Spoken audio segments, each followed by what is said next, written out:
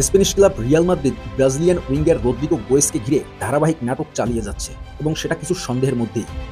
Real Madrid সভাপতি Perez নেতৃত্বাধীন নির্বাহী আনুষ্ঠানিকভাবে ব্রাজিলের খেলোয়াড়কে সান্তিয়াগো বার্নাবু থেকে বের করে দেওয়ার কথা জানিয়েছেন বলে জানা গেছে।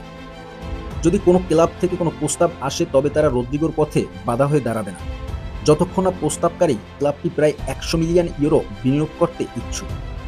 অন্যথায় কোনো পদক্ষেপ নেওয়া হবে না। তাকে স্প্যানিশ রাজধানী থেকে ছেড়ে যাওয়ার অনুমতি দেওয়ার পাশাপাশি রিয়ালের অফিস থেকে আরও একটি স্পষ্ট সিদ্ধান্ত নিয়েছে।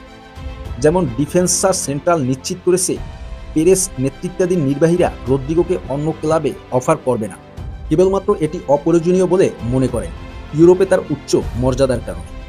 সাম্প্রতিক মাসগুলিতে ক্লাবে তার ভূমিকা কিভাবে পরিচালিত হয়েছে তাতে অসন্তুষ্ট রিয়াল মাদ্রিদ বেশ কয়েকটি ক্লাবের সাথে যোগাযোগ বজায় রেখেছে বলে জানা গেছে, বিশেষ করে প্রিমিয়ার লিগের ক্লাব থেকে। তবে রদ্রিগো গোয়েস মনে হচ্ছে এই সমস্ত ঝামেলার বাইরে।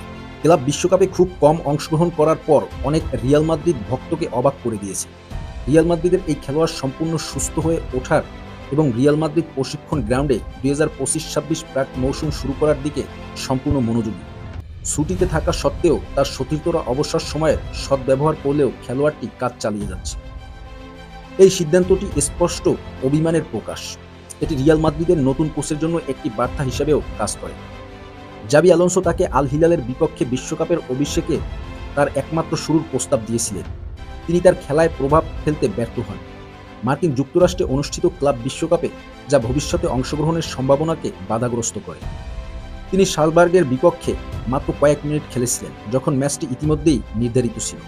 ডিফেন্সা সেন্ট্রালে নিশ্চিত করতে পেরেছে যে রদ্রিগো, যিনি তার ছুটির সময়ও কাজ করেছেন, তিনি একটি সুযোগ চাইছেন বলে জানা গেছে।